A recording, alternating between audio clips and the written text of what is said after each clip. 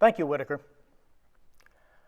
Welcome to the Unitarian Universalist Fellowship of Columbus, an inclusive religious community of people supporting each other in the search for truth and meaning. I'm Rick Spradlin, your service leader. The chalice is the symbol of Unitarian Universalism. It speaks to us of reason, tolerance, and freedom, but also of compassion, respect, and love. May its flame ever warm and illuminate our lives.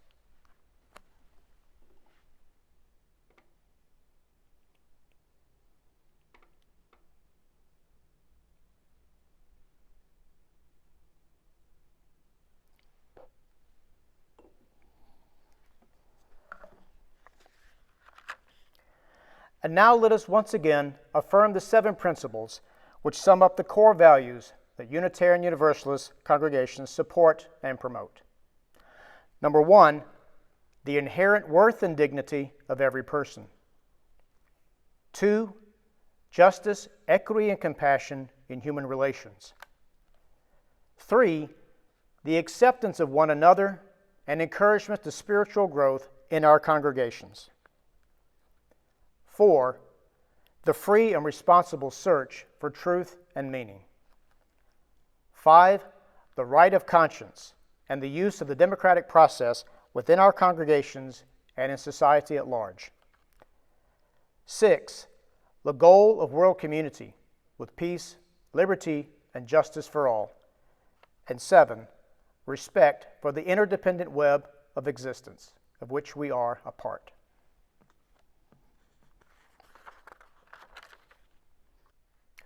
One of the ways we proclaim the vitality of our fellowship is through sharing brief and personal joys and concerns. I'll start by lighting a candle for our unspoken fears.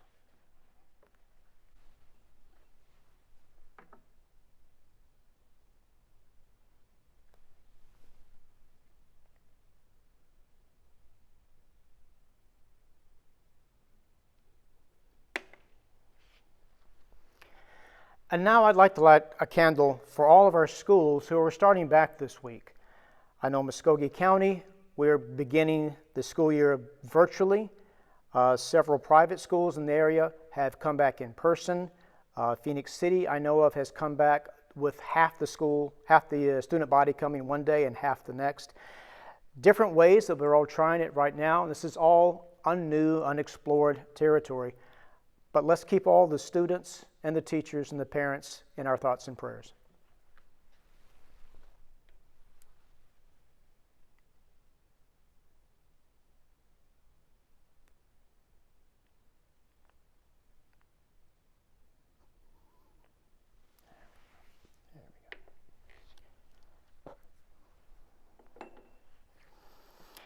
If you have any joys or concerns that you would like to be shared, please email those to our President, Hal Majette, or to our Office Administrator, Brenda Stevens, at uufcga@gmail.com. And now for our Celebration of Life toast. If you have something to drink, you may use that, or just toast with me in spirit.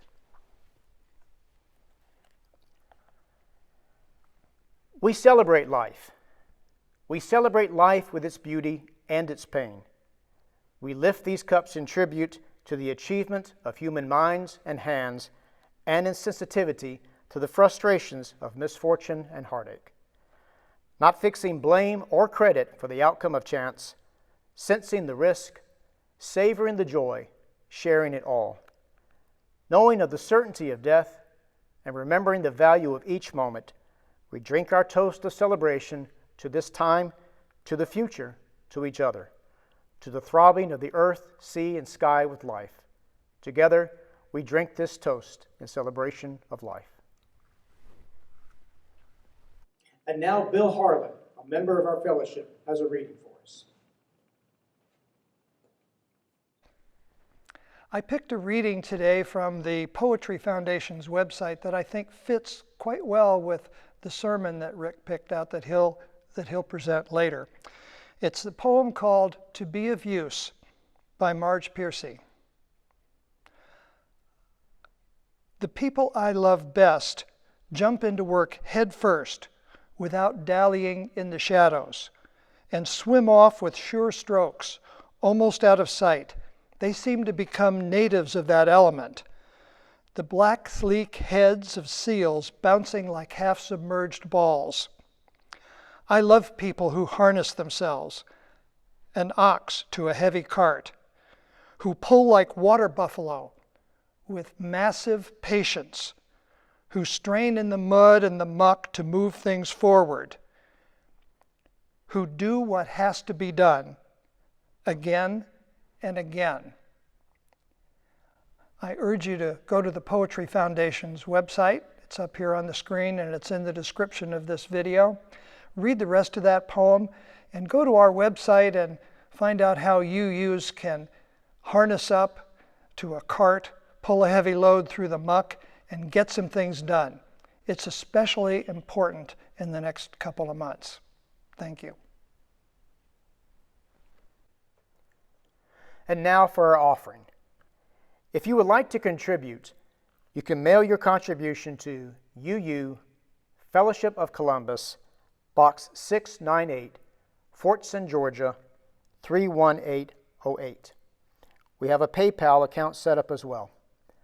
And today is the third Sunday. So on the third Sunday, we give away the plate. Any contribution you make that is not specifically earmarked this month will go to MAYE Corps, a group of young adults working for energy equity.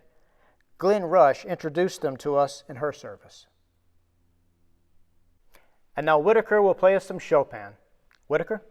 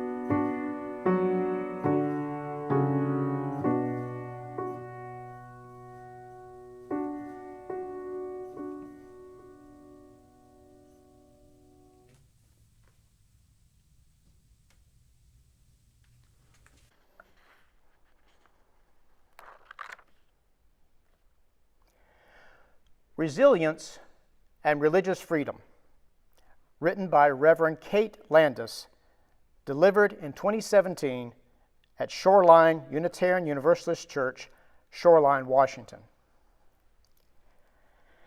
In 1964, the annual conference of Reformed rabbis was interrupted by an urgent telegram from the Reverend Martin Luther King, Jr. He needed them in St. Augustine, Florida. The battle to end segregation was being lost, and he called for their solidarity. Why was a black Baptist minister from Georgia calling up to a New Jersey gathering of Reformed Jews? And why did 16 of those Jews head immediately to Florida to be spit on, arrested, acid poured into a pool where they were swimming with black activists in protest of pool segregation, shocked by cattle prod, cut with broken bottles, the targets of bricks careening in the air? Why would Martin call And why did the rabbis respond? The civil rights activists felt isolated, felt all alone, like no one even noticed their dangerous work. So many black homes were bombed in Birmingham, Alabama, people started calling it Bombingham. Mayors and even governors were openly opposed to desegregation. It's hard to imagine staying in a fight that asked activists to give up their very safety, even their lives, yet seemed impossible to win. So they called for backup. They called rabbis and Unitarian Universalists and Catholics and even the freedom activists from South Africa and India. They reached out to every connection and said, "I need you." Because when they were out of resilience, they called on their allies. And the people came. Rabbi Gerald Goldstein went to St. Augustine even though there was a sniper waiting in the trees, even though he had a newborn baby at home. Why? We came as Jews who remember the millions of faceless people who stood quietly watching the smoke rise from Hitler's crematoria. We came because we know that, second only to silence, the greatest danger to man is loss of faith in man's capacity to act. The theological trenches were deep between Reverend Martin and Rabbi Gerald, but they united because, second only to silence, the greatest danger to us is our loss of faith in our capacity to act. Hopelessness is the cancer of our time. And like cancer, it isn't your fault if you get it. But you've got to do everything in your power to fight it. Hopelessness, if left untreated, is deadly. So how do we get through this horrible period in our precious nation? Where can we find resilience? How did Martin and Gerald slice out the tumor of fear and hate and survive the civil rights movement? When the Jewish contingent arrived in St. Augustine, Martin said, "The people of Moses have arrived." The Jews, the people of Moses, who had been to the mountaintop that Martin referenced in his "I Have a Dream" speech. Moses was called by God to the mountaintop after he led the Israelites out of slavery in Egypt. They wandered, bored, impatient, exhausted, without a home in the desert for 40 years. And just when it seemed the promised land was a myth, God called Moses to the top of Mount Nebo. From that mountaintop, Moses could see the dusty desert from which they had come, 40 years wandering in circles. But he could also look out over the beauty of the promised land, the fertile plains and protective mountains, the blue lakes gleaming in the sunlight. His first glimpse at a land he would never inhabit, but that he decided and dedicated his life to finding for his tribe. I bet he could picture their life there. The children of his camp growing tall in freedom and good health, barley waving in the breeze, homes dotted between farms, sheep lazing in a sweet-smelling pasture, schools and a temple, a nation flourishing. What did Martin see from the mountaintop? There were over 500 lynchings in Mississippi alone during the movement. He saw white officials bearing down with bully clubs, tear gas, blinding peaceful black and white marchers in Alabama. His family home was bombed. He had been stabbed. In Birmingham, he'd been called upon to eulogize 4 little black girls blown up while playing in their own church. The leaders of his land, U.S. Presidents Eisenhower, Kennedy, and Johnson, promised and then failed to support legislated integration. And from the mountaintop, he could see current joys.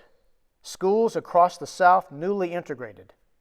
Black people sitting with white people at soda counters and in restaurants. He recalled his Nobel Peace Prize and being named Time Magazine's Man of the Year. The 1965's enactment of the Voting Rights Bill. But most importantly, I think Martin saw the future from the mountaintop. President Obama standing with Michelle, Sasha, and Malia, taking the oath of office on that cold but glorious winter day in our capital. Perhaps he saw Neil deGrasse Tyson charmingly explaining astrophysics to a spellbound nation on TV every week.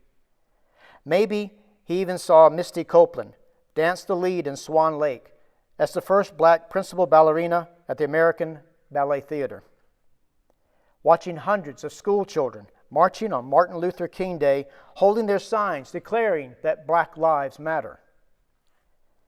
The view from the mountaintop is sustaining. Even knowing they wouldn't get there personally, envisioning the future.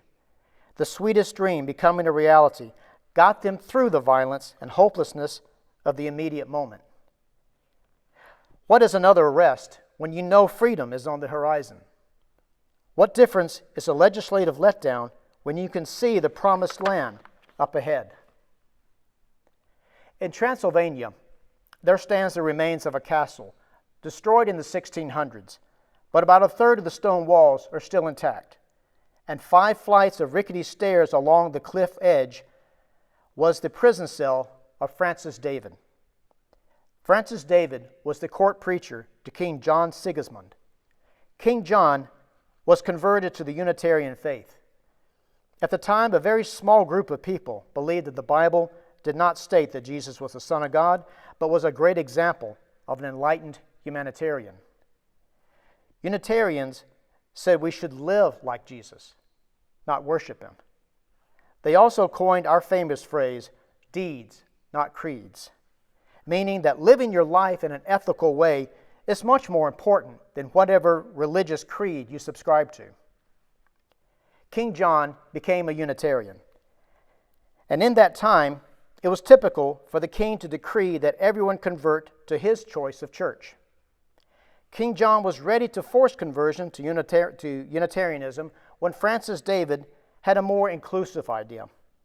What if people were free to worship however they chose? King John was inspired to enact the first ever declaration of religious toleration, the Edict of Torda, which was the inspiration for the religious portion of our Declaration of Independence. Once the edict was enacted, thousands were inspired to convert to Unitarianism, and today it remains one of the most popular faiths in Romania and Hungary. In the shorter term, however, King John died just a few years after the edict and was replaced by a Catholic relative who had Francis David jailed for heresy, where he eventually died of exposure. Transylvania legend tells us that David never gave up his hope of widespread religious toleration. And as he prayed in his mountaintop cell, he said that the human spirit should be as free to explore as the birds that careened around outside his rock dungeon, riding the wind, exploring without limitation. Francis David had been to the mountaintop of his faith. He knew that he would die before religious freedom was restored to Transylvania. But his heart was light. He saw the promised land, even if he would never inhabit it. Perhaps Francis saw our congregation in its faith-filled glory, inspired by Buddhist meditation and Christian justice-making and Jewish resilience, free to find holiness in science and reason and religion.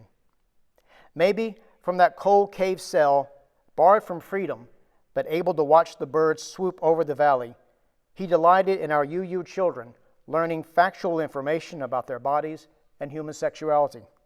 He thrilled at our activism. Maybe he saw his own optimism reflected in the eyes of our brilliant youth. I know you feel the gut punch that was the last election.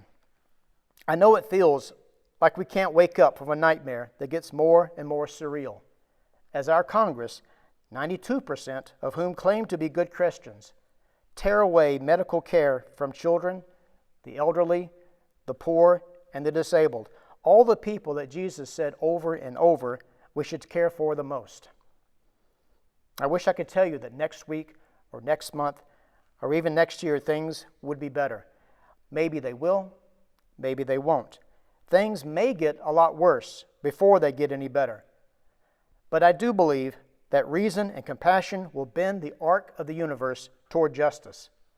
I believe that this step back will not prevent a giant leap forward, as all the rage and sorrow we are carrying in our bodies is organized into a wave of justice-making that will make the 1960s look like a preseason scrimmage. Moses, Martin Luther, and Francis David have been to the mountaintop. They saw much further than I can see, past their own lifetimes. No wonder they were such joyful men. They weren't measuring success by what happens today or tomorrow, but in the next 100 years, the next 200. Today we have to accept that we may lose many of the battles we will wage over the next few years. We have to grow in our faith until we can see the view from the mountaintop, the promised land of equality, of fair immigration, of gay rights. In the promised land, I see well-funded schools where trans kids are embraced. I see compassionate care people alleviating mental illness and a deep commitment to turning back climate change. From my mountaintop, I see elected officials who are responsive to voters, not lobbyists, and more low-income housing for those who need it. Free contraception for women who don't want to be parents, and affordable preschool and family leave for people who do want to be parents. I see a comprehensive system of public transportation and neighbors chatting on the light rail instead of sequestered in cars and traffic. That is my dream. We will get there. Maybe not this year, maybe not this decade, but for the sake of today's children's children, we will continue to dream. Our resilience depends on us clambering up to the mountain so that we can take the long view. Can you see it? What do you see from the top of your mountain? Thank you for listening.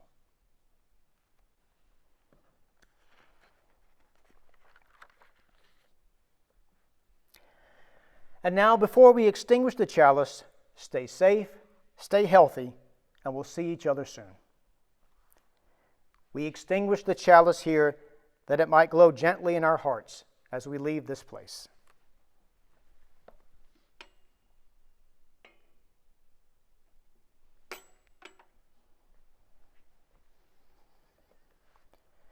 And now for our closing words.